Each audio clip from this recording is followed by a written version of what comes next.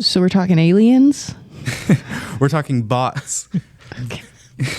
You Bots said are artificial views. I understand that. You said non-human, and I was like, aliens? They're views from space. Are the Views little from green space. men watching?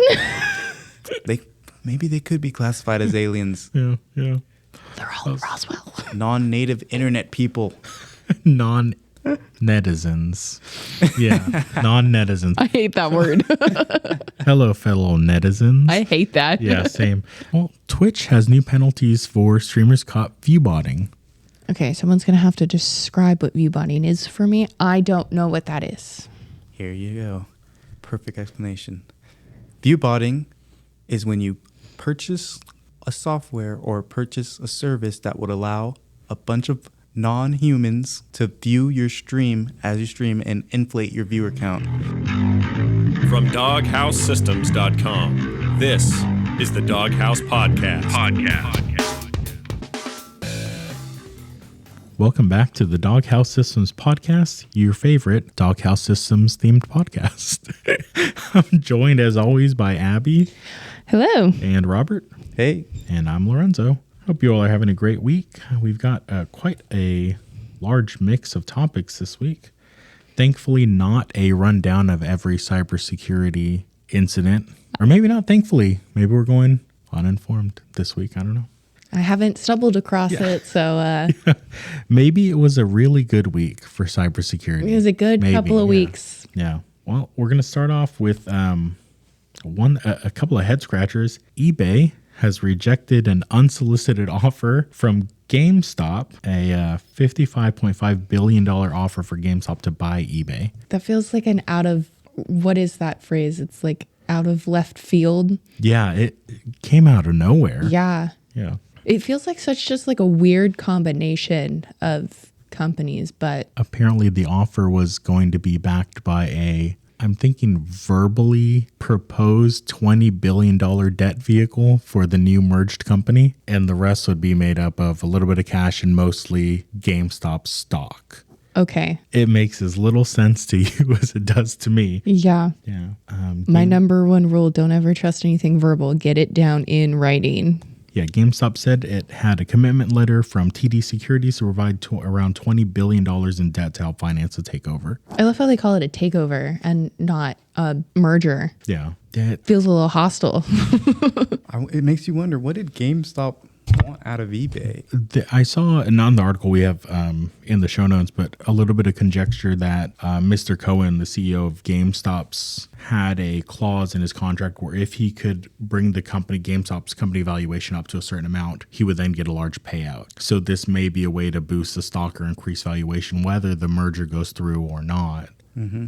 Such a high-profile attempted acquisition could raise their stock value. The BBC article mentions that eBay has a lot of competition from Amazon, Etsy, Temu, all of those sites. So maybe being backed by GameStop along with the... Yeah, the GameStop merger, what would you call it that? Merger acquisition? Hostile takeover.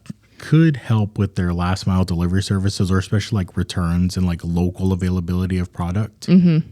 So they could stock things in local warehouses, or the same way that Amazon does or larger online retailers do, or handle returns in person locally rather than having to wait for it to be shipped across the country or back to the original seller to be evaluated for a refund or exchange. Yeah, it's a weird one, a very weird one. eBay has rejected the offer. As they should. Yeah, and kind of just moved along with their life. In other weird news, a Cybertruck was seen in a lake. Yeah. Here local to us, actually. Here local, yeah. There was a man who drove his Tesla Cybertruck into Grapevine Lake. He said he'd done it before to test the vehicle's wade mode. Wow, the Cybertruck has a wade mode specifically made I didn't know that either. Driving through water? So this happened May 19th, and he had done it before, but this time went a little too deep and got stuck. And the local news channel website we linked to has a video of the incident. It looks about as silly as you could imagine. The 70-year-old man and his two visitors, who he was giving a ride to, got marooned around 8 o'clock when police had to pull him out of the lake. Man. He is facing charges of operating a vehicle in a closed section of the park, and also a boat-related charges of not having a valid boat registration and not having life jackets or fire extinguishers on board the truck. Apparently, they had to climb out through the window. Yeah, my favorite one is not having a valid boat registration. That's factually true. Yeah. There was no boat registration. Yeah. So Jimmy told reporters that the issue was not the Cybertruck itself, which he's driven into the lake before, and even in the Atlantic Ocean without a problem. So this man just admitting to everything. I was starting to doubt it was a boat, but now I'm thinking, he might have needed that boat license. It's a boat. Yeah. He'd be driving into the Atlantic. But this time he made a miscalculation and went too deep while taking it out for a spin with a father-son duo who were visiting his neighbor. So bad. I bet he was telling them, watch this. This is the future. Hey, watch how cool this is going to be. Yeah, we can just go right into the water. No. Yeah. The Grapevine Fire Department water rescue team later had to tow the truck out of the lake. The Grapevine police media manager said, quote, "Don't drive into the water with your vehicle. Didn't think I'd have to say that one." End quote. Fair enough. Jimmy says that a crew has since returned the Cybertruck to him, and he is hopeful he will be able to drive it again. Now that's a guy who loves Cybertrucks. Yeah. Yeah, he really loves a cyberboat. Yeah, cyberboat. He's just got to make sure that he files the boat registration. Yeah, gets it properly registered as a watercraft. Mm-hmm. At the end of the day, everyone was safe. Mm-hmm. A little lighthearted fun news, I guess, unless you're the owner of the truck. Meta has not been doing great things. Oh, no. So the article that we're using as a reference was updated the 21st that 8,000 employees were involved in the fresh round of layoffs at Meta. So about 10% of their company. So they posted, multiple employees have posted about the cuts on social media. Business Insider obtained a letter that Meta had sent to all of their laid off employees. They would get 16 weeks of severance plus 2 weeks for every year they worked at Meta minus a notice period. They would also receive 18 months of Cobra health insurance for their families. In the memo to staff, Mark Zuckerberg said that he is, quote, "optimistic about everything we're building to give billions of people the power to express themselves and connect with the people they care about. I'm also optimistic about delivering personal superintelligence to everyone," end quote. I'm a little worried about what that means. Yes. Especially with some of the articles we have later on about the involvement of AI in company operations later on in this podcast. At the very least, that Cobra insurance is pretty generous, I think. Yeah. A year and a half and 16 weeks plus a 2 week. Yeah. For every year that they've been there. If you've worked there, 5 years, you'll get 10 extra weeks. So that's nice. This comes after the original article was posted at the end of April. Saying that there was an internal memo that was obtained by Bloomberg that potentially talked about laying off 10% of Meta's workforce. Late last year, they had roughly 79,000 employees. So 10% would... It's about 10% of their workforce. Yeah. And they would also close 6,000 open positions. Their chief people officer wrote in the leaked memo. So the latest layoffs will arrive as the company continues to invest heavily in AI projects. Yeah. So it kind of sucks for the 8,000 people. Yeah. But they got a good... Maybe that gives them the time and the security they need to find something that they are more fulfilled in. I don't know. I would hope so. But on the other end of their business, Meta has not been having a good time in the courts. Meta's just... swinging and a missing. So a couple of episodes ago, we talked about Meta and YouTube being on trial. So the article that I'm referencing for this one was actually posted at the end of March. Meta and YouTube were found guilty of making their platforms too addictive. The woman who sued them was awarded $6 million in damages, and the verdict from this case will hopefully trickle down through the court system as other cases may be popping up throughout. Meta and Google obviously disagree with the verdict and they intend to appeal, but for right now, the woman will receive $3 million in compensatory damages and $3 million in punitive damages. as the jury found that Meta and Google acted with malicious oppression or fraud in a way that the companies operated their platforms. Meta will shoulder 70% of the damages, and Google will take the remaining 30%. I feel like we've seen a lot of social media platforms try to make their content more short form, such like TikTok. And a lot of those, and TikTok is certainly grasping the attention of a lot of young viewers and keeping them on short form content. And a lot of new social media platforms see that and they're like, okay, I want that retention that TikTok has, and they implement the same features, and it kind of does lead to people staying on the apps for a long time. Yeah, I've often lamented to both of you about my problems using YouTube Shorts. Yes. I'll just lose 15, 20 minutes at a time. Hopefully not more. Sometimes, more than that. And I don't retain a lot of the information. Like I couldn't tell you what the last couple of shorts I saw were. So it's just empty junk food for not my brain, just my eyes to just watch something changing every couple seconds. The dopamine in your brain. Yeah. I deleted TikTok off my phone because I found it to be too addictive. And I've actually found that Reels are pretty much the same thing. Yep. Yeah. I never dove into Instagram and TikTok Reels and just TikToks, I guess. But YouTube Shorts, same thing. Poison for my brain, essentially. Yeah.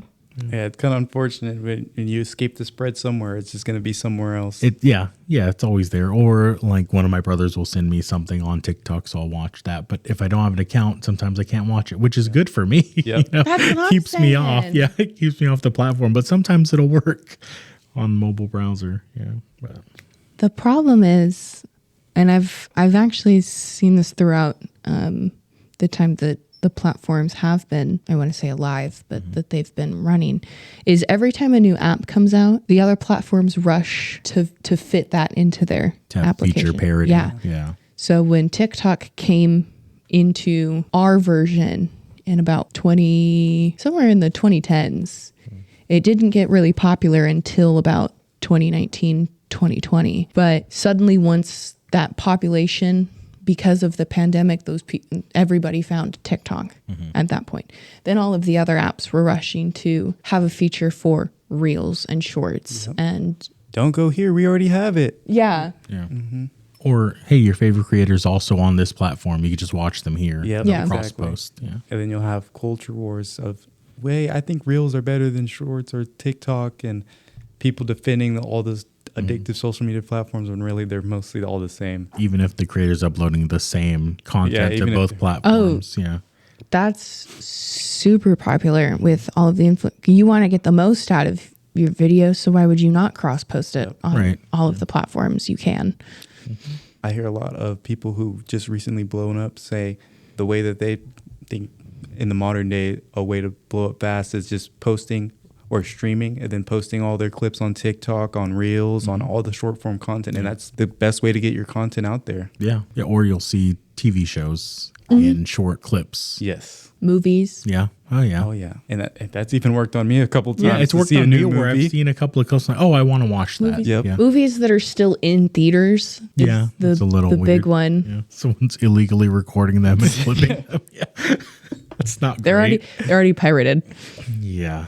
Yeah. Seriously, I went and watched a movie a couple weeks ago, and my entire Instagram feed has just been all about that movie. And Wow. I need this to stop. They knew you'd like it. Yeah. Transitioning to AI news, our favorite segment. I should really have like a sound bite that's just like a boo. Yeah, it's I like this one. It's a weird. This one I'm on the fence about. So the article from PCMag says this startup wants to put a mini data center in your backyard. Okay. The company's name is Span. Span before this provided like smart electrical panels that would help you get insights about your electricity usage, help you manage like if you have peak hours and non-peak hours for heavy appliances. They also have a little bit of solar availability and battery backup thrown in there. Now they've partnered with NVIDIA to install a mini cluster of data center servers or rack equipment on your property, pay for the electricity and the internet cost up front, and then charge you a smaller amount of that as your electricity and internet cost. Okay. That's the offer that they put forward. My concern with this is, one, we build rack equipment here for the other side of our business. We can provide rack equipment. It is not quiet equipment. No. It is not easy to cool in a non-air conditioned environment equipment. So you need a lot of air volume going through there, not just audible volume, but like a ton of air rushing through. I don't know that you're going to want this outside of your home 24/7, 365. It would drive me insane. Yes, it's loud. Yeah. Server equipment's loud. Just being near one of the servers that we build. Yeah. I'm like, please get me out of here. Yeah. Oh yeah. Have to have, earbuds in, hearing protection in, like. Yeah. Otherwise, you're going to get a headache and probably damage your hearing. So that's one concern. The other concern is they are taking property space. They are taking electricity and internet capacity, and they are not paying you for that. They are just cutting your bill a little bit for doing that. It doesn't seem like a fair trade, at least in my eyes. No. Seems like they should be paying you rent to use your property and then providing their own internet and electricity. My other concern is typically these are in climate controlled. Yeah. The servers we build are typically in climate controlled rooms where it could be a little bit colder because they produce a lot of hot air. Yeah. Wouldn't it overheat in like the summer here in Texas? Not necessarily, but if it doesn't, that's where you have to have a lot of air going through. Right. So you'd need a large mass volume of air Right. constantly Yeah. flowing through the radiators or whatever. I imagine these are going to be liquid cooled with radiators blowing hot air out onto your driveway or your backyard or wherever it is. Oh, no. The photo makes it look like sort of the outside condenser for a mini split, so it doesn't make it look super intrusive. Yeah. But I guarantee that's going to produce a lot more heat and consume a lot more energy than a mini split unit It's going would. to be really loud. Yeah. That's going to be so loud. But think about the GPUs in there that you If I could use the GPUs, I'd say, yeah, do it. Bring them on over. But I don't think they're going to give you a web interface to just log in and use them locally. So the idea here is that they would be able to scale up and down compute resources for your local area's needs as needed. So this wouldn't replace an entire data center, but if you're near to a data center, they could pull in your availability. I say the availability on your property to help with that. They're starting with new developments, so they'll include this as part of the newly built homes footprint. They're not yet reaching out to customers who already have homes and saying, hey, can we use some of your already existing property to do this? We'll see. I'm sure people will go for it. but just in their eyes and the lives of a lot of people, they're probably just thinking, okay, reduced internet bill or reduce internet and electricity. Why not? Yeah. Why but not? I have a feeling once they get it installed, maybe a little bit of buyer's remorse. Yeah. Or buyer's regret. Remorse. Yeah, regret. Yeah. Trying to have a cookout outside in the backyard and just just loud. on the entire time. What's that noise? Yeah. Oh, it's my little data center. What's that hum? It's the thing over there. Don't worry about it. And then local wildlife, pets. You might get the police called on you. Who knows? Noise complaint. Noise complaint. You might have to call the police after people figure out how many GPUs are in That's there. the other thing is Robbery. I like to have faith in humanity, but with the cost of GPUs and memory and the amount going into these, This is highway someone robbery. is going to recognize, hey, I know what that is. Yeah. I could haul it away. It's outside. Yeah, it's outside all the time. Yeah. At least from the rendered images they're showing. Yeah, from the concept. Yeah. The project calls XFRA, XFRA from Span if listeners at home want to look into it. Continuing on the fun AI topics, Anthropic has a new bragging right, or boasting right, I guess. Do we even want to call it a boasting right? Depends on whether or not you're Anthropic, Google, Microsoft, or Meta. Because we have talked about it. A lot of people they're tired of talking about it. But yeah, Anthropic's CFO went on to a podcast with Patrick O'Shaughnessy and just casually mentioned that 90% plus of the code for Claude was written by Claude. This is the scary part of what we spoke about earlier with Meta's layoffs. Meta is not at 90%. No, they are not. Google and Microsoft probably are also not at 90%, but that is a shocking and scary scary high statistic. The CFO, Krishna Rao, also mentioned that Claude was being used beyond just simple coding tasks, that it had become a digital coworker for people. Mm-hmm. He goes on to mention that the Claude is used in their finance department and can generate monthly financial reviews with 90 to 95% complete. Now, he probably didn't mention if it was accurate information. No mention of accuracy on any of them. So, nope. Really quick, Google last month said that it's about 75% AI written code. Microsoft has claimed that they're between 20 and 30% of all of their code, because they have a lot of other products that are not AI specific, are in some way, shape, or form now written by software, was their clarification on it. Mm-hmm. But yeah, if you're an investor, I imagine you're pretty happy because their Anthropic's own product is creating its product and they continue to develop that. They don't pay someone else for that. If you're an employee, maybe it's making your life very easy if you're in the accounting department, but very rarely do we see efficiency go up and not reduce the workforce, unfortunately. The problem I think I have is you have people who go to college, get degrees to code, and now you're relying on AI to write your entire code. So then that kind of leaves this whole group of people that they may or may not have a job in the next 5-10 years. They may or may not have coded that exact AI that basically coding themselves out of a job, potentially. The article does mention some more companies aside from Microsoft and Google. Airbnb's CEO puts their figure at about 60%. Shopify has half of their company code written by AI. DoorDash is looking at 2/3. Snap is at more than 65%. Robinhood at about 50%. Compass, 30 to 40 of all new code. And Chime reported one of the sharpest increases, going from 29 to 84% in just 4 months. That's a lot of tokens. Someone is making a lot of money off of these. However, some of them refer to new code. Yes. Others refer to shipped code or AI assisted work. Yeah. So their numbers are not all based on one exact. They're not all directly comparable. Right. But it is crazy just how wild this gets. Yeah. And not just for businesses. Google wants to provide this to the masses, essentially.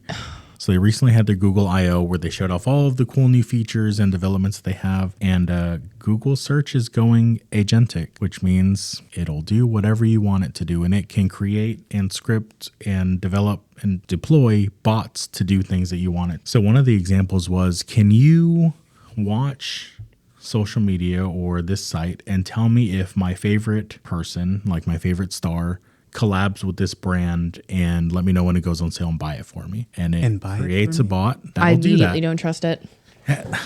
And buy it for me? And buy it for you. Yeah. So they also introduced separately credit to card this. number. Yeah. Well, Your social security number. So they have Google Shopping. Have either of you purchased anything through Google Shopping? I have not. I have not. Okay. No, but I have used it to find things. Yes. So they've introduced the concept of a universal cart, where you could put an item in your cart, doesn't matter what website it's on, and you can buy it likely through Google Shopping. Oh my God, that feels like a disaster for those suffering from being shopaholics. Yes. Yeah. They also have, what else? They have Omni, which is able to generate anything. They claim anything from anything. So one of the examples they gave was, hey, I want to be able to create my own gaming OS. Can you make me a gaming OS and run Doom? Made an OS, likely just deploying some image of Linux or some distro of Linux, and it didn't work. And then they said, okay, can you figure out why this doesn't work and make it able to run Doom? And it installed graphics drivers, controller drivers, everything else, all the other dependencies needed, and it ran Doom. All from the prompt interface, which is very cool. It's very cool. It's also very weird. I don't know how to feel about it. Yeah. It's like, okay, at what point are we human beings going to need to stop thinking about things and just ask for stuff and it gets done? It kind of reminds me of WALL-E, people just sitting around watching the screen all day. Yeah. That in a very extreme example, that's where it would go.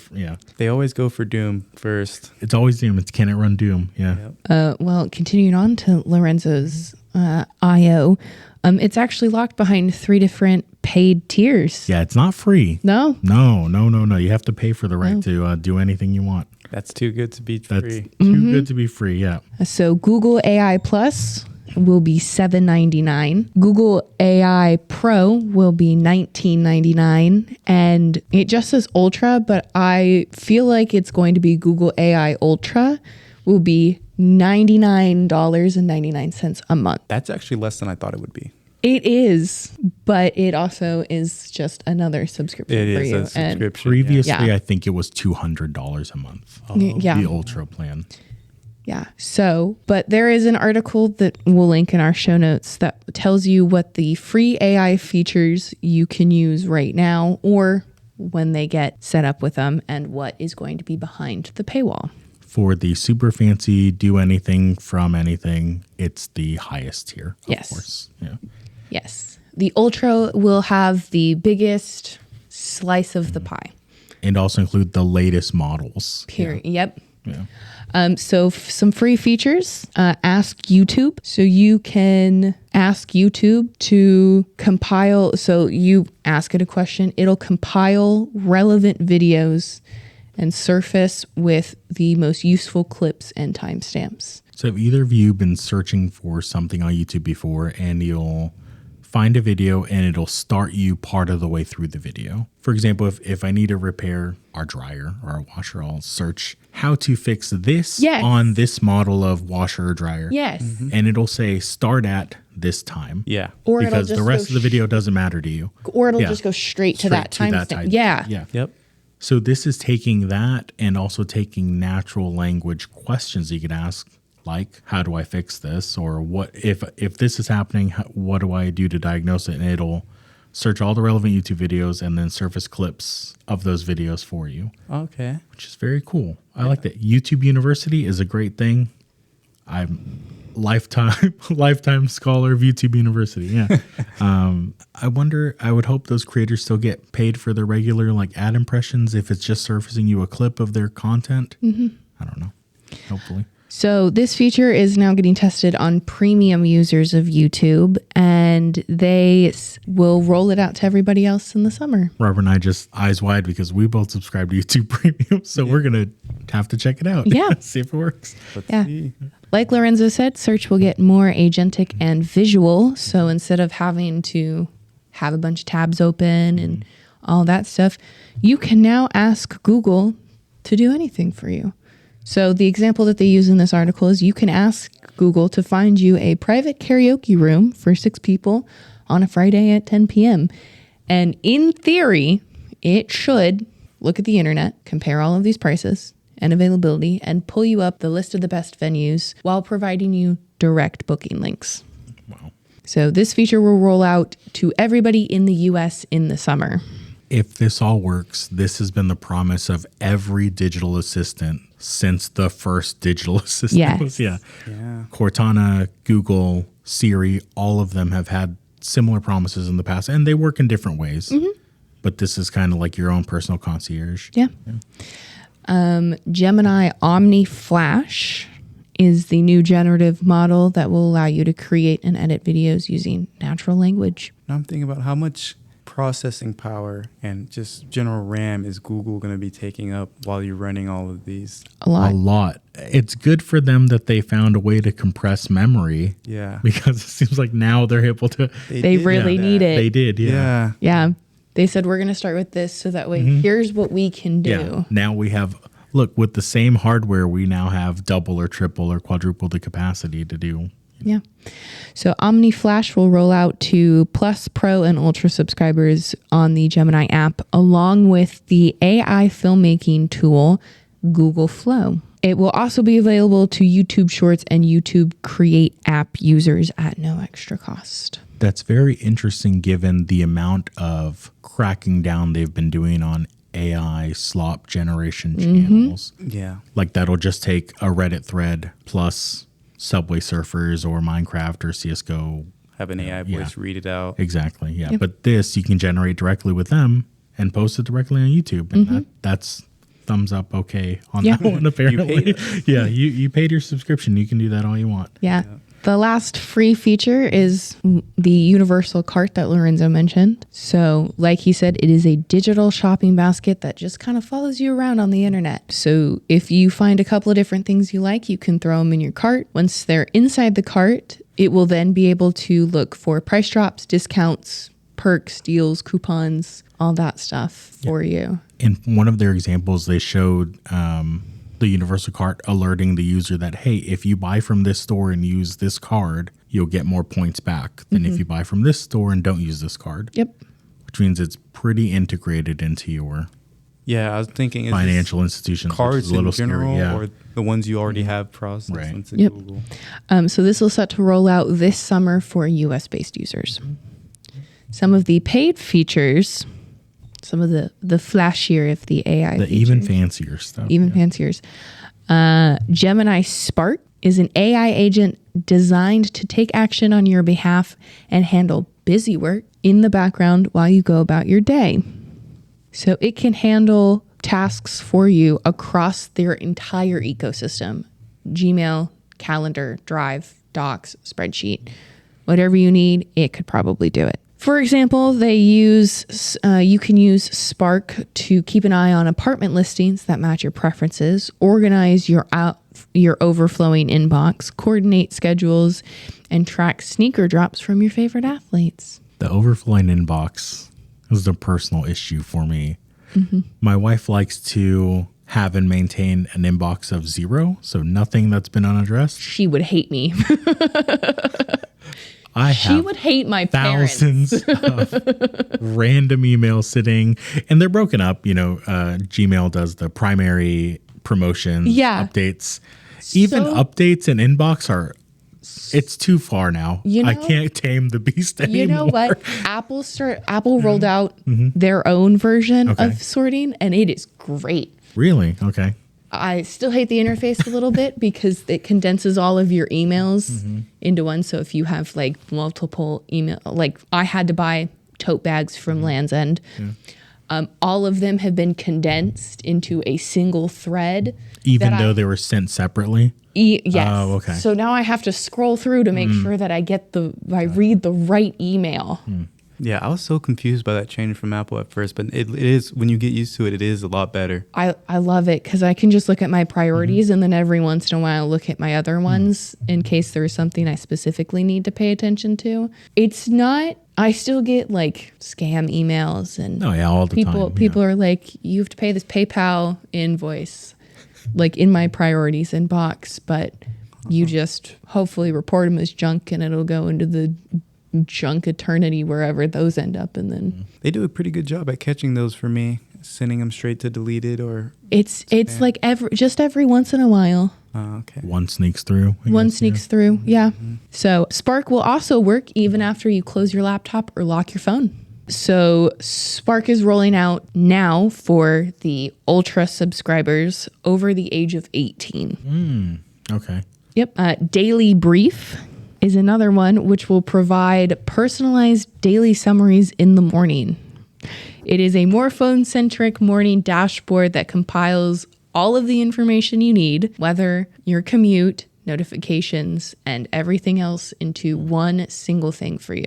So it will point out urgent emails, upcoming meetings, travel plans, deadlines, all that stuff. And it is designed to prioritize the things that matter to you the most. It is available for all 3 tiers. And Google Flow Music. This one seems to me as not a professional musician. I don't make money selling music. I don't create music, but it sounds like a fun idea to me. Sounds very cool. For musicians, though, and artists, this sounds like a nightmare for people reusing their music.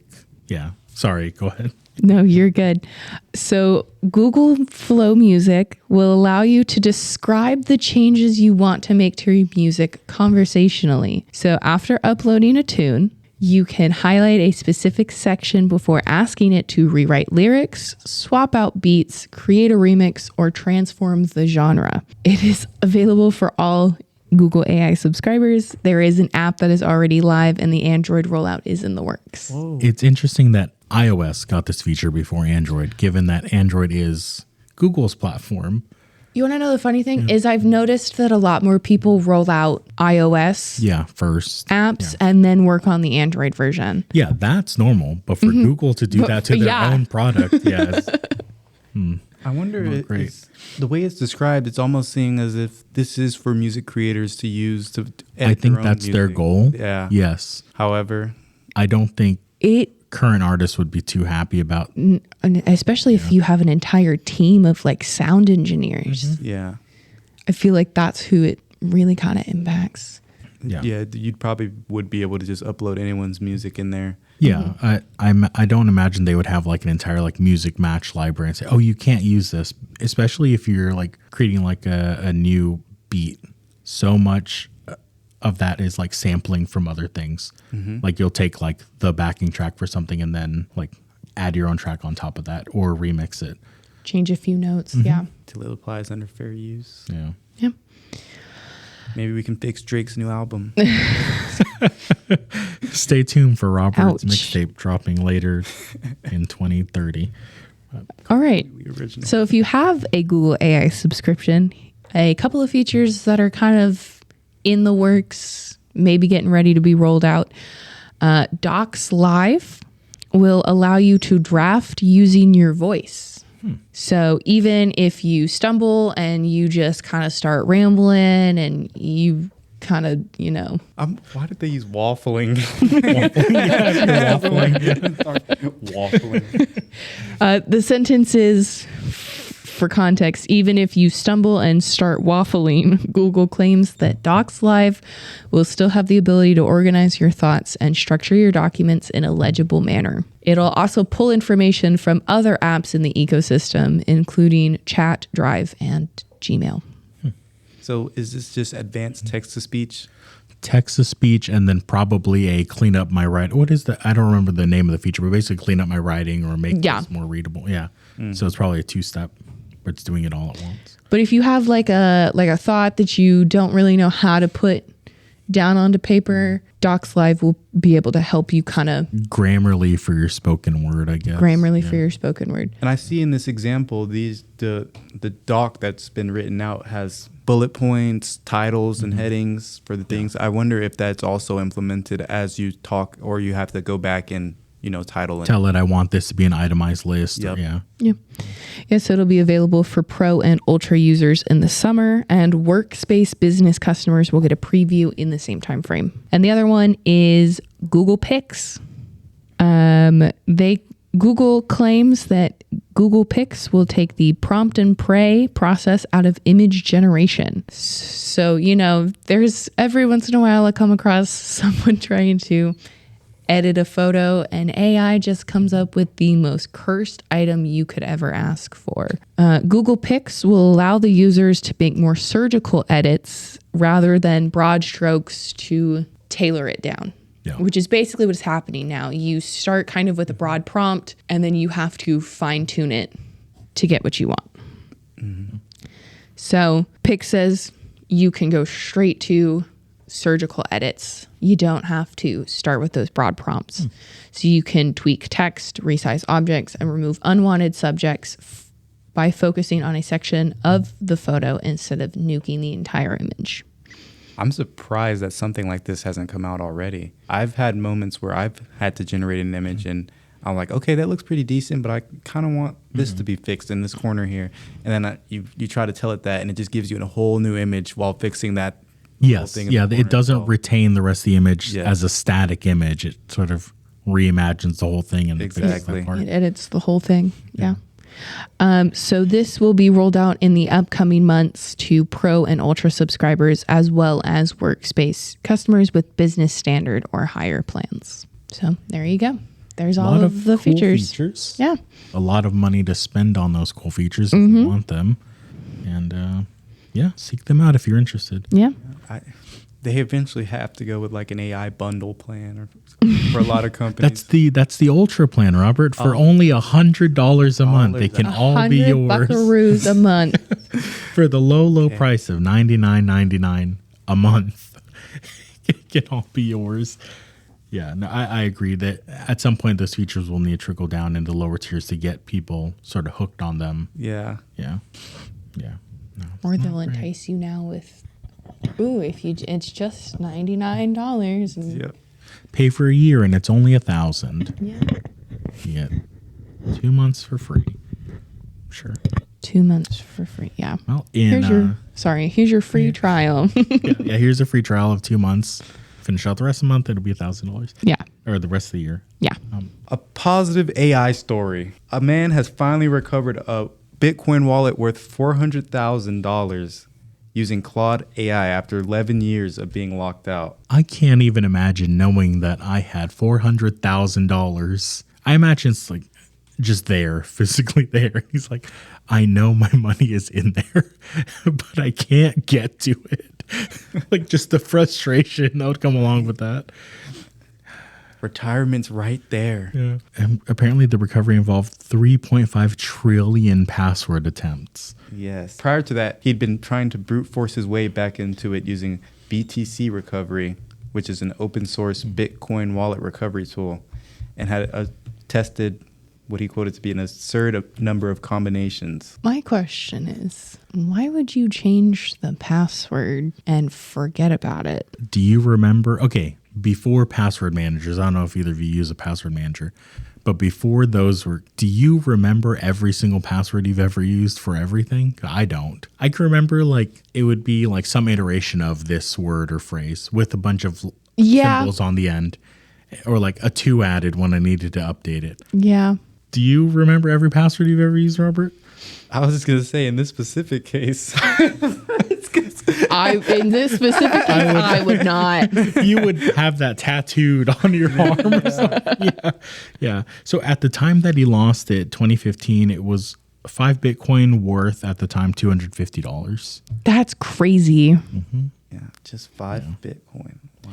And we can't repeat his post online about it because it's got some unsavory language, but let's just say he was very excited to have this unlocked. So excited where he says that he's going to name his kid after the Anthropic AI CEO. Yeah. Yeah. Apparently, he found the first password and it didn't work. So he turned to Claude to help and dumped his entire college computer into Claude. And they found an old wallet file from 2019 that had the missing piece. So it was on his computer the entire time? It was there the entire time. Wow. Yeah. I guess it's good for him that he didn't cash out earlier. Yeah. Yeah. If he had access to it, he might have cashed out earlier. There's a chance. Yeah. Yeah. The breakthrough came after the old mnemonic matched addresses linked to a particular wallet file. Claude then found an older backup and spotted a bug in the password configuration that meant the shared key and candidate passwords were not combined properly. Once that was corrected, the wallet could be decrypted. So now, this is a happy story, but now everyone else who has a Bitcoin wallet file saved on their computer should now, I don't know, copy it off, put it somewhere else where someone could not copy that and just dump it into Claude. It's almost a good thing that it wasn't just able to find it off of random brute forcing after 7 billion, the password, 3.5 billion attempts, access that he had on his computer, or information that only he had on his computer. Right. All right. Well, congratulations to this guy for getting his Bitcoin back. Getting his Bitcoin. I wonder if he did cash in on it. Yeah, now is he just going to make 10 different copies of that wallet and store them on different like USB drives? Yeah. Well, he's faring better than James Howells.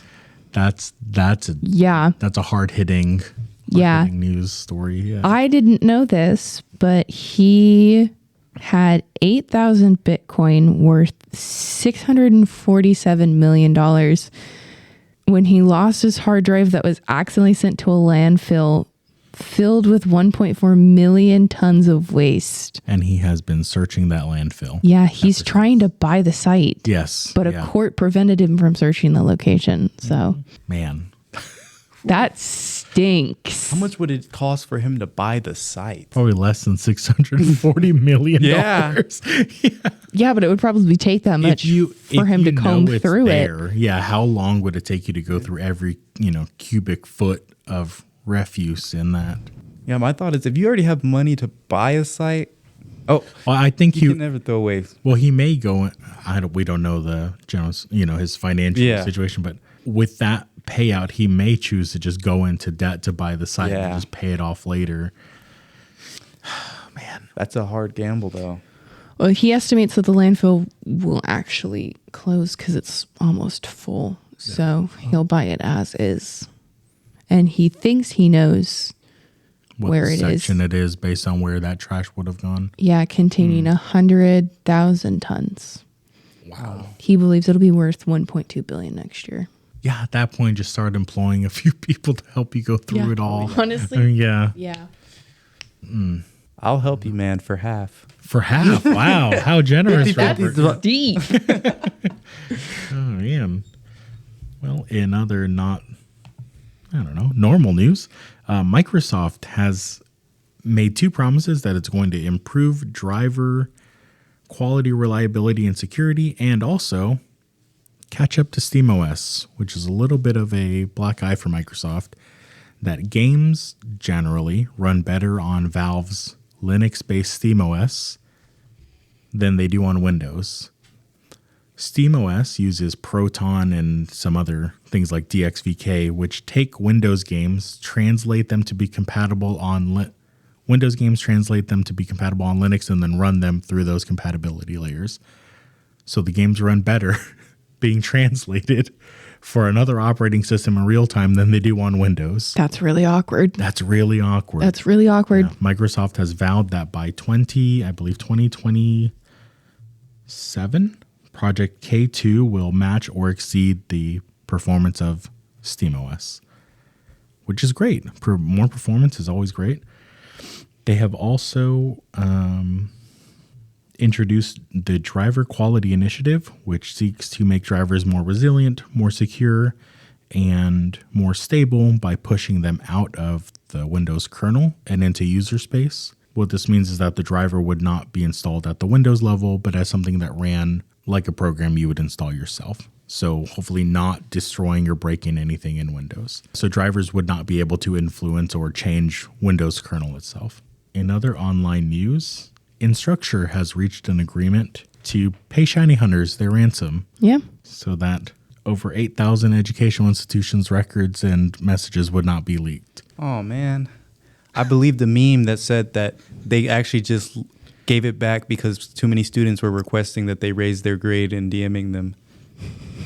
Not quite. No, they were paid off. They were.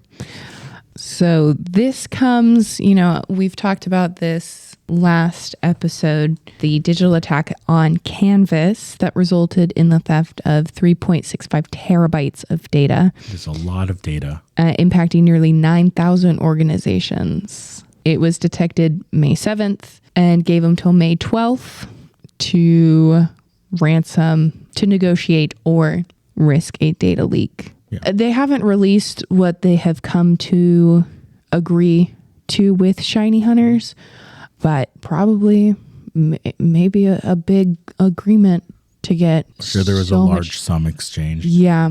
It really sucks that this happened because, it's the timing. The timing really stinks because it's the end. It's finals for a lot of colleges. It's the end of the school year for a lot of schools. So come on, shiny hunters. Yeah. Yeah. I wonder if there were some students on the shiny hunters team that really needed a couple points. Now, it doesn't look like they, at least from what has been revealed publicly, they didn't get access to edit records, just download and retain records. Mm-hmm. So.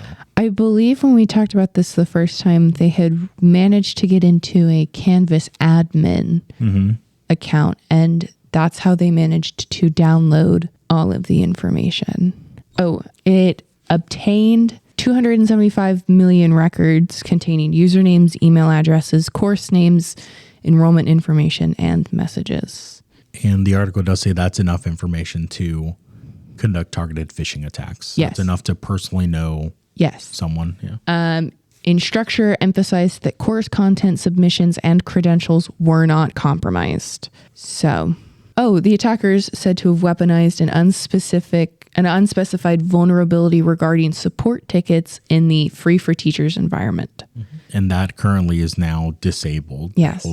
So, pardon me, I thought it was a Canvas admin.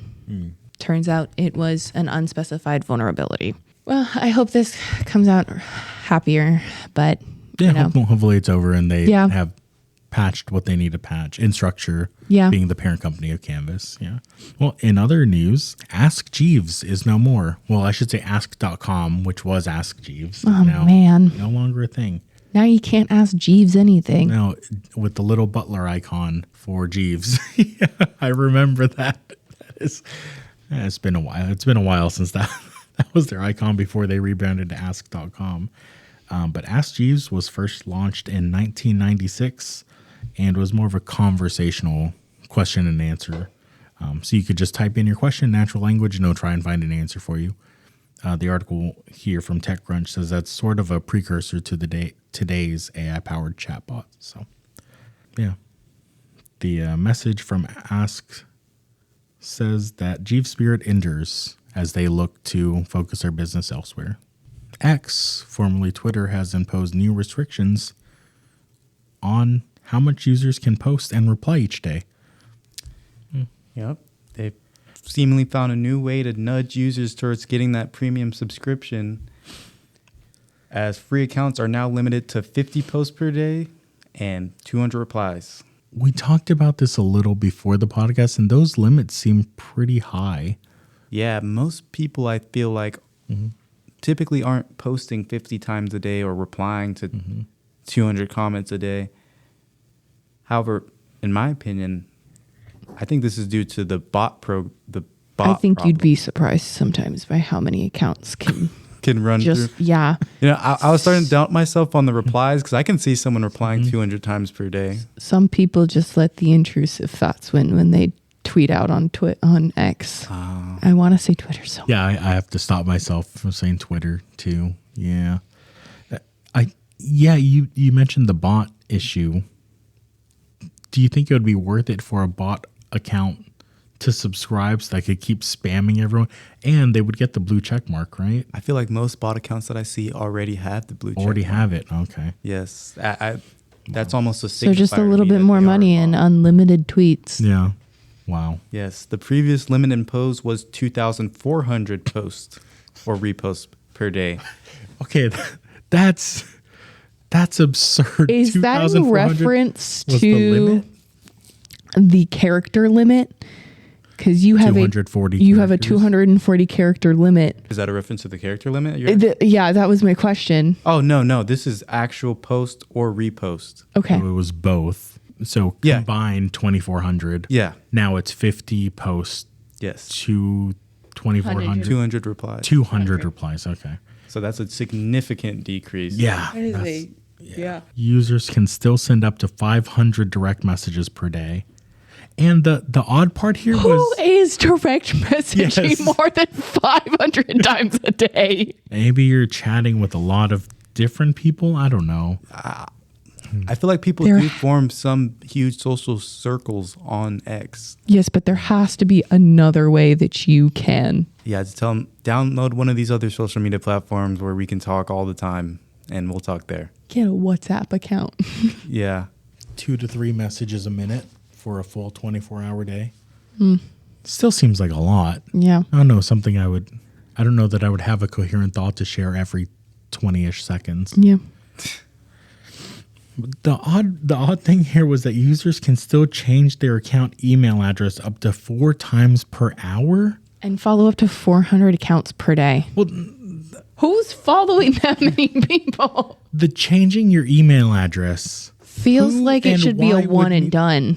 But it's 4 times per hour. You can That's change your email crazy. address. I don't know. Why? Yeah, I have no idea what that would even like in terms of bots, I can't think of a Yeah, like the fact that it's enough of a concern that they have to explicitly say you are limited to 4 times per hour to change your email address. Not your username, Yeah. the email address used for your account.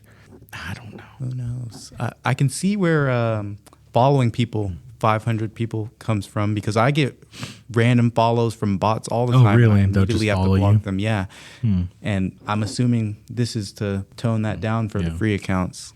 This is the craziest one. The premium plans will allow you. Okay, I was wrong. It's 280 characters I'm now. seeing the next number after that. Yeah, that's Okay, crazy. so you go from 280 to 25,000 characters. You could write a small novel on just a post.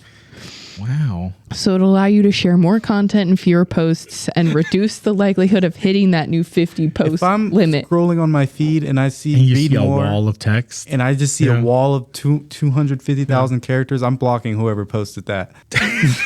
There you go. So don't follow Robert randomly because you'll get blocked. Yep. And don't post a novel on his feed because you'll also get blocked. There's many rules to this X game. Yeah. X explained that the revisions to the limits is to alleviate some of the strain on behind the scenes parts and reduce downtime and error pages. I don't feel like that is a accurate statement. I think they just want some more money. I think they really are pushing people towards premium. Every time I get on X's page, the first thing that pops up is check out our 3 premium tiers. Yeah. I follow a few accounts, National Weather Service, our local weather person, and Rocky Mountain National Park to see photos of when they get big ice storms. And every time I log in, I see that little upgrade banner at the very top right on my app. I mean, does any other social media platform have a $40 subscription? No, that's the thing is, I'm so confused because the limits seem so arbitrary. Mm-hmm. Like 50 posts, that seems like a lot of posts for one day. Mm-hmm. But then 200 replies seems like a lot of replies for one day. But I would assume that if they're making the pay tier, there are enough people hitting that cap consistently. Yeah. That's going to be an actual revenue stream for them. Like it's not just oh, we want to kick out the bots they're doing, but like people will pay for that service, which is crazy. Were they included in the lawsuit for the addiction to social media? No, They were not. Well, no, but they probably should have been. Right? Yeah. I mean, I look at what guess they're that implying with this. one plaintiff wasn't a user or wasn't as big of a user or a user at all on X. Yes. May have been the issue, but the article that we referenced before said there were hundreds of other people waiting in line to sort of ride on the coattails of that one judgment, I guess. Yeah. Yeah. Man, I'm following a lot of accounts that Are you? yeah, I'm going because I was gonna tell you like who I follow. Yeah. You don't have to dox yourself or reveal your No, personal. you're good. Yeah, mine's fine because it's just weather. College Game Day, Okay. the Oklahoma Department of Wildlife. Okay. Yeah, that's like my Rocky Mountain National Park. Uh-huh. Yeah. Do they post 50 times a day? I don't know, but they do like funny posts like you're not supposed to pet the bison, Wow. but we want to pet the bison. We do. I wonder if our local weather person that I follow has to subscribe because when there are weather alerts, you may get a couple of weather alerts every minute and they'll quickly hit that 50. I follow an Alabama weatherman Okay. Yeah. because when I went to school there, he was the one person I trusted to tell me because you could tell based on if he had a jacket on or not. Yes, how bad yeah. the weather got, specifically with the tornado weather. Yeah. So That's a concern. yeah, no, I was just going through it. I was like, there's a lot of these people I don't want to follow anymore. Like unfollow. The basic least expensive tier starts at $3 a month or $32 a year. Okay. Premium is $8 a month or $84 a year. Shows fewer ads, not no ads, fewer ads, and adds the blue check mark. And the Premium Plus tier starts at $40 a month or $395 a year and removes all ads. Oh, Premium and Premium Plus also offer higher usage limits on Grok. Which I didn't know this, but Robert, you're telling me is a separate app. Yes. It's not integrated directly into X. There are some integrations, but it also is a separate app for more of the features. Gotcha. That's crazy. I'm tired of everything being a subscription. Aren't we all, Abby? Aren't we all? And there's a news story we have after our next one that's a little bit, about There was a statement in the Google what's free and what's paid. That's just subscription fatigue, I think. And the problem is, like, there are so many different tiers to it. It's just, why can't you just have one? I understand it's all about making money, but at some point you got to realize I'm tired of subscribing to everything just to see what the app is supposed to do. Yeah. And then you get models like Netflix's model, where, you can stream some titles in standard definition on one screen. If you want HD, you have to pay more per month. That's crazy. If you want no ads, or if you want more than one screen at a time, pay a little more. If you want 4K and multiple screens at a time, pay even more. It's like, that is insane. Yeah, I didn't even realize that Netflix did that. Netflix for the quote unquote top tier plan, which is 4K, but we use it more for is multiple screens at a time. Yeah. Is almost $30 a month for that plan here in the US after taxes, at least after tax here in Texas where we are. Yeah, I was looking over, we'll talk later about Plex's lifetime pass, but I was looking over my subscriptions. It's a large chunk of monthly spending for Netflix, YouTube Premium, Spotify, Crunchyroll for me, but Feels like the moment subscriptions started breaking down into tiers, they just got more aggressive with how they can charge the upper tiers. It used to just be you pay for a subscription, you get everything that we can offer. Yeah.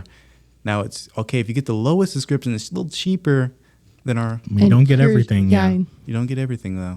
Well, Twitch has new penalties for streamers caught viewbotting. Okay, someone's going to have to describe what viewbotting is for me. I don't know what that is. Here you go. Perfect explanation. Viewbotting is when you purchase a software or purchase a service that would allow a bunch of non-humans to view your stream as you stream and inflate your viewer count. So if you're... So we're talking aliens? We're talking bots. Okay. Bots are artificial views. I understand that. You said non-human, and I was like, aliens? They're views from space. Are the Views little from green space. men watching? Maybe they could be classified as aliens. Yeah. They're all in Roswell. Non-native internet people. Non-netizens. Yeah, non-netizens. I hate that word. Hello, fellow netizens. I hate that. Yeah, same. Yeah, so if you are a streamer on Twitch, or you watch a streamer on Twitch, and you want your concurrent viewership to be inflated, like Robert was saying, you can purchase a service that'll have artificial views applied to your stream. I'm really surprised that this wasn't kind of thought of before, because I feel like everybody wants to be an influencer. Everybody wants to be a streamer now, and you'll buy bots to make your numbers look good so you can get, the good stuff. Oh, yeah. It's been a problem on Twitch. Large problem, Yeah. Almost the beginning of it. As long as I can remember, view bots have been a thing that's been around. You go into someone's chat, you see they have 5,000 viewers and only like 10 people are typing in the chat. Yeah. On a platform that sort of has been built upon community engagement. Yep. Where like the chat is part of the stream. Like most streamers will have it on the screen. Yep. When I first got Discord, I joined a couple, and it just felt like it was just the same people. But I was like, these could be actual people, but there's a chance some of these could be bots if you like really thought about it. Yeah. But okay, so what is Valve doing? Or I'm sorry, Twitch, yeah, no, you're what fine. is Twitch doing? Twitch is putting out a new fix that will identify channels that persistently view bot and apply caps on their concurrent views based off whether or not Twitch thinks they're using a view botter. Okay. So if you regularly had, for example, 100 views, actual views, like 100 actual people watching, chatting, and engaging, and suddenly every week you have 5,000, Twitch would then limit your revenue stream to as if you had 100 concurrent for a period of time Oh, okay. which sounds great. So advertisers don't have to pay for those inflated views. They just pay for. Yeah. However, Robert and I were talking about this before. What happens if someone does it maliciously to cap your revenue stream? You don't have to be the one viewbotting your channel. You don't? Anyone can Anyone viewbot can your send channel. bots to your channel. No. Yeah, and there are even features built into Twitch where you can take all of your current, what is it called? A Robert? raid. Raid. So you can take all of your current viewership and send them to someone else. That feels so What if mean. you viewbotted yourself and then raided someone else? Or what if you just viewbotted their stream? In general, yeah. And then you could trigger that and cap their revenue stream. So Wow. if they start to become popular and they're a competing streamer in the space, you say, oh, I don't want them to be more popular. I'm going to viewbot them. Yeah. So they're capped at what they normally would get. So now their new actual popularity and virality is moot. It doesn't matter anymore. And they can't even tell how much genuine growth they're getting themselves. Right. Yeah. Yeah. Because is it because everyone's coming to watch me because I just had a crazy thing happen on stream or a clip? Yeah. Or is it because someone's viewbotting me maliciously? Oh, that's crazy. Yeah. Now that's just us tinfoil hatting. Yeah. Right. But with the amount of things people do online, I would not put it past someone to say, oh, I am not as popular as the new and upcomer, so I'm going to maliciously viewbot them for however much it costs. I was going to ask how they investigate whether or not, but I guess it just sounds like it's just a generic, if you can viewbot other people and they get capped. Is it just revenue streams or is it? They call it concurrent viewership, right? That's the metric that they're capping. Yeah. I would assume that that influences your pay rate for ads, the ads run against your channel, and also how much you can bring in, because those would all be based on your concurrent viewership. Yeah, Okay. it says it goes from historic data regarding the creator's non-view botted traffic. Yeah. So just based off your past experience, if you ever get a huge jump, a huge spike, they'd probably investigate that and see if it's view botting or not. Which even that sounds kind of tricky. Yeah, because I was going to ask, because there's a lot of things like a random streamer might pop up and start getting popular, and then you'd see like an increase, like a spike in their viewership. So then how would immediate spike? how would Twitch know that that's that's the part genuine? they're very opaque about. Like they have released very little information about how they identify view botted traffic versus genuine, like actual traffic. I wonder if they have something figured out already. They would have to make an announcement like this. He said he was withholding details on how and when Twitch would enforce the new rules in order to make it harder for the maker of the view bots to circumvent the new measures. Yeah, which that makes sense. Seems really smart. Yeah.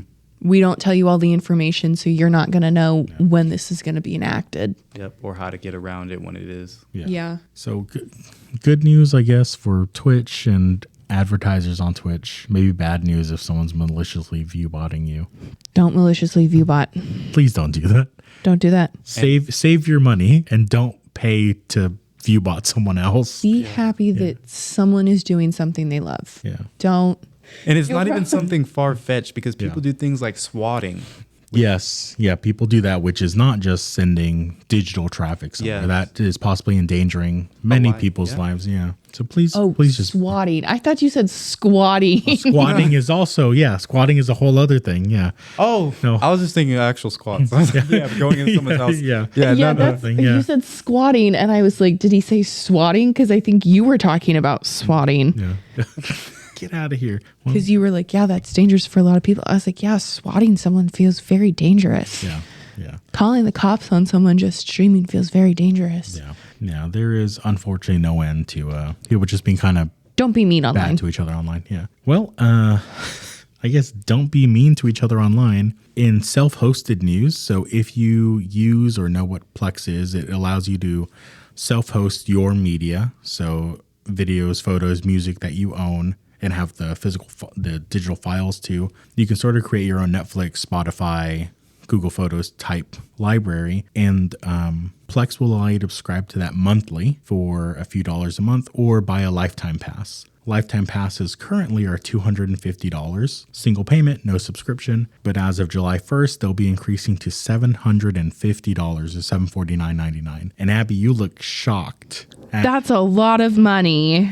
Yes, factually it is a lot of money, but this may be a controversial opinion. I bought my Plex Pass about 10 years ago for under $100 when they had a sale. And I have been using Plex pretty much daily since then and using the features of Plex Pass. So I've gotten my money's worth out of it many times over. At $750 to support the lifetime development of a product, I don't feel like that's for a too much. lifetime. Yeah. So that is you pay it and you get every feature that we introduce now and in the future, and there's no subscription. Oh, that's so nice. Yeah. I don't And- think people yeah. I think a lot of people have Netflix and have had it for enough time. I'm paying $30 a month for Netflix. Yeah. So in 2 years, I would have paid more, an equal amount to just a lifetime pass for this. Now I have to supply my own media, which I do. I have, like stuff we can't find on Netflix or any streaming service. Like we'll buy the physical media and put it on our Plex server.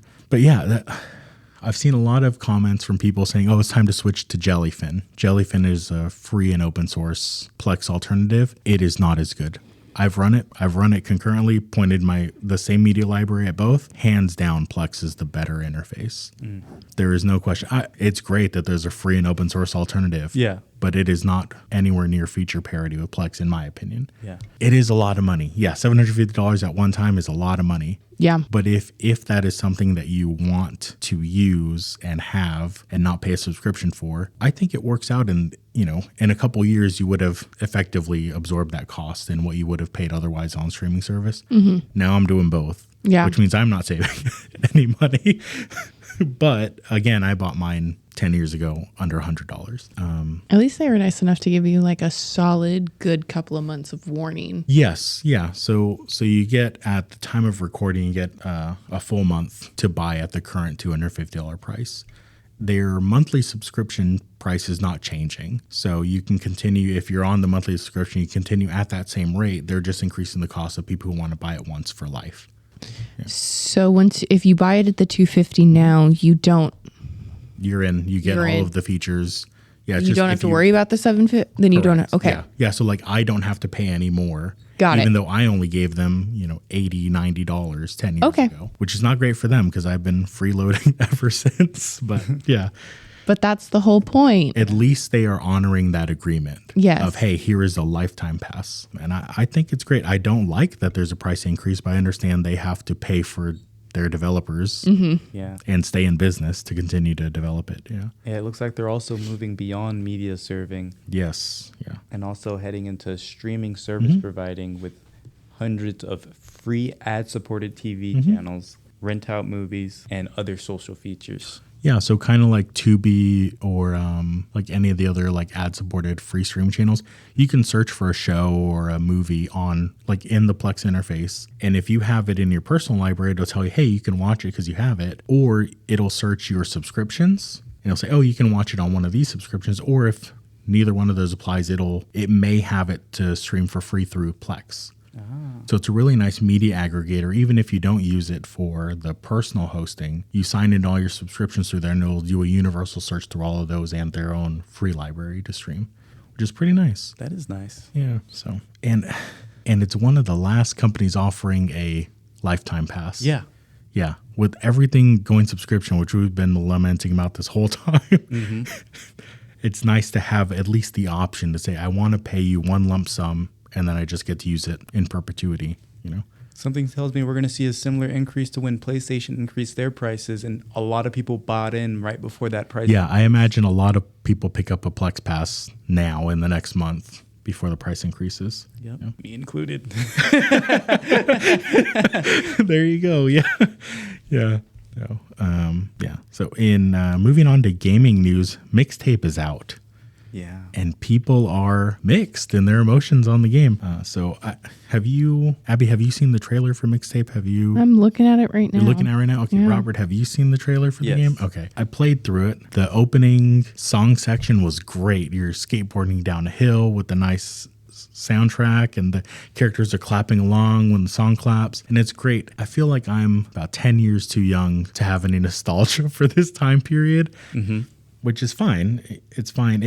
So the premise of the game is you're listening to a mixtape that one of the characters has put together, and they're like, this is the the perfect soundtrack for our final night in high school. So they'll pause and say, this is this song by so-and-so artist, and it really defines this moment because of these themes that it has. And they'll play the song, you'll play through or watch part of the story unfold. It's more of a interactive movie than a game, I'd say. But I didn't spend, from the trailers, you wouldn't get the idea that the whole game is about searching for alcohol. Yeah, no. But I've played the game, and that is the entire game, with little spats of personal interaction in between. You're going to one person's house, search for alcohol, going to another person's house, search for alcohol, rebel against the parent who doesn't want you drinking or partying, and continue to search for alcohol, and then you go to a party. That's the game.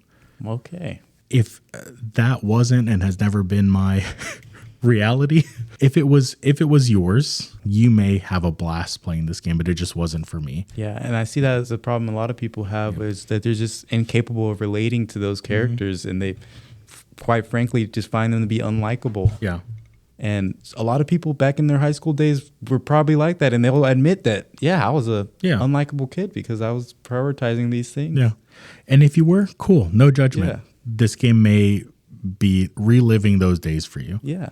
Yeah. Reviewers on the whole were very positive on the game, like professional reviewers. Yes. 10 out of 10, perfect score, possible game of the year. Masterpiece. Yeah. Nostalgia trip. It was amazing. It is not a contender for game of the year. I don't play a lot of games, but No, I don't think so. based on this one, no. Regular everyday gamers such as myself have not been as positive on it. People have been piling on to, specifically IGN, who gave it a 10 out of 10, called it a masterpiece, and saying that it can't be a 10 out of 10 because it's not the same as Breath of the Wild or Elden Ring or other 10 out of 10 games. And I think that's a little disingenuous because not every 10 out of 10 needs to be top of the podium 10 out of 10. Like there can be, as a story-driven game, can be a 10 out of 10. Yep. Not for me, but for someone who likes story-driven games, it can be a perfect example of a story-driven game. But that can be different from Elden Ring and open world action adventure being a 10 out of 10. Like those can be different levels of 10 out of 10, if that makes sense. Yeah, not everyone needs to be killing massive bosses in order to make it to a 10 out of 10. Yeah, some of the complaints were that there weren't enough fail states in the game. Like it wasn't challenging enough. Like when you on the skateboard mission, a lot of people were complaining that, when I run into the car, it just rewinds time, and then I go back to skateboarding. Like, would you prefer for it to kick you back to the menu, do what Elden Ring does, where it just says you died, right, and then load your last save? No, it just rewind a little bit, a few seconds, and then continue playing the song. And you're on your way. It's not that type of story at all. Yeah, exactly. It's a huge immersion break for that to happen when it's just a. Feel like these websites are allowed to rate games that are not. Yeah, not everyone has to have the exact same consensus. RPG games. Mm-hmm. Yeah. Mm-hmm. Yeah, all the reviewers don't have to say the same thing. Yeah. Yep. Like I can see where this can be a really fun game for someone. I really like the idea of the music, like the soundtrack being set into the game and it playing the songs. I wish it had more of that and less of the alcohol seeking. Yeah. But that's okay. It doesn't have to be a perfect game for me. Mm-hmm. Fun. Yeah, we have a couple articles here talking about how it probably isn't a contender for game of the year just because of all the drama.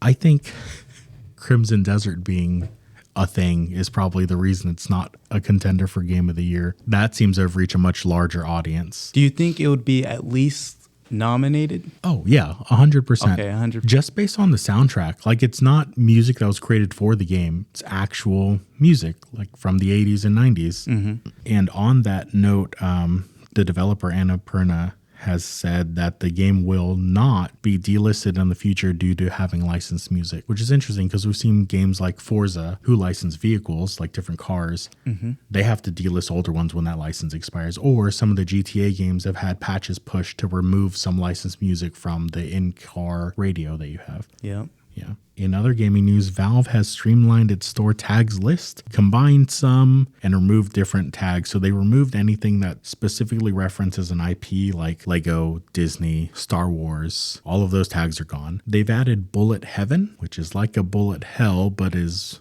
more passive. So you upgrade your character and they passively attack enemies instead of trying to dodge them. And they've added a bunch of other ones such as organizing, cleaning, decorating, falling blocks, espionage, samurai, zoo. The article we list from Tech Power Up goes through the whole list if you're interested in that. But trying to make it more transparent to users browsing games as to what kind of game they're getting into rather than just this game has a wolf in it. Yeah. And removing subjective ones like well written or masterpiece. Yeah, where it could be for you, but maybe not for everyone else. Exactly. Yeah. They're not going to. Sorry, I read because I was a little confused about why they wouldn't delist once the licenses ran out. I think they got lifetime. Yeah, they claim to have lifetime licenses for music, which, if true, is pretty amazing. Yeah. The only one they used Pink Floyd as a boundary test, and we're told that they may not get the license for that one, but they said that they got licenses for pretty much a lot of the other songs that were used. Okay, nice. Sorry, I was like a little confused because I was like that can't be right. Yeah. In other Valve news, the Steam controller launched and it's gone. It was only online for about 30 minutes before I personally saw the sold out messaging. But you can get it for $700 on eBay. You can do that. You definitely could do that. I would say just wait for a restock. You can now sign up for restock notifications. And if you receive a notification, you then have, I think, 72 hours to purchase that. $700? I feel like it's $100 normally, so don't buy it for $700. Just wait. No. Do not buy it from eBay because it's a bunch of scalpers. Yeah. I feel like they should be banned. Yeah, GameStop, do something. It's GameStop fix this. Your new eBay acquisition. Yeah, it's a little frustrating because for the Steam Deck, Valve had a whole reservation system where your account had to have been created and active before the day that it launched. So you're actually a Steam user, and then you signed up and you got an email that said, hey, here's your place in line. Here's your opportunity to buy it, purchase it, or pass on it. This, they just left the purchase open to anyone. And I had preloaded into Steam. You can add funds to your Steam account enough to cover the controller plus shipping, which is now stuck in Steam, unfortunately. So I guess when it comes out, I can get it to sort of speed up the checkout process. And I just kept getting errors. And lots of people report online getting a error processing your request message when they're trying to check out. Yep. And it just did not work. It took 30 clicks to make it work for me. Is this the new DRM? Is this the new style of DRM Steam? Yeah. So eventually we'll have a Steam controller. We'll just have to wait for that email to come through. In a little bit of online nostalgia, over 40 games from classic Cartoon Network IPs are available online. Flash games from Cartoon Network IPs are available online thanks to the work of Web Design Museum. They've uploaded 44 digitally preserved Cartoon Network web games. Stop. So I feel like this may help keep us off of shorts for a while or TikTok for a while as playing these games. This is so fun. These were the original brain rotting, hop on, play it as a little kid games. I remember as a kid, I would go to the library and they had a couple computers there. And this, the Cartoon Network website wasn't blocked on our school internet. Yep. So I could go and play these games instead of doing what I should have been doing, like reading a book or researching something. Yeah. Man, I hope they brought back that old Teen Titans game, beat 'em up side scroller. Oh, that would be great. Yeah. Ooh. Yeah. So go check those out. We have an article from Kotaku with a link to the website. In this week's Tech Treats, we have a humble 15th anniversary indie showcase or indie icons showcase, which includes a lot of pretty good games. Oh, yeah. For only $10 is the minimum donation for this. So you get Bloodstained Ritual of the Night, which is a Metroidvania or a side-scrolling Metroidvania, which is a really fantastic game. Risk of Rain Returns, Citizen Sleeper, which I haven't played. Have you played that one? Super Hot, which is super fun. Yeah, actually. The Witness, Celeste, which is pretty difficult but very fun, and Slime Rancher, which is a pretty chill game, and Starbound. If you're into more strategy games. Yeah, no, just a really fantastic indie showcase. I feel like you'd like Slime Rancher, Abby. Yes. Yeah? Yeah. That's a good game. You're ranching some slimes. That's perfect. About it. Yeah. Sounds like my type of game. Slime farm. And they're cute. Yeah. And that's going to about wrap it up for our podcast this week. We hope you all enjoyed. As always, let us know if you have a question you would like addressed or have some information that you need for us, or if you have a suggestion of a new segment we can add to the podcast. Abby, how can people get in contact with us? Yeah, you can email us at podcast@doghousesystems.com. You can leave us a voicemail at 972-810-4347, or you can DM us on social media, Instagram, Facebook, X, TikTok, and Threads at Doghouse Systems. Toodaloo. Toodaloo. Bye.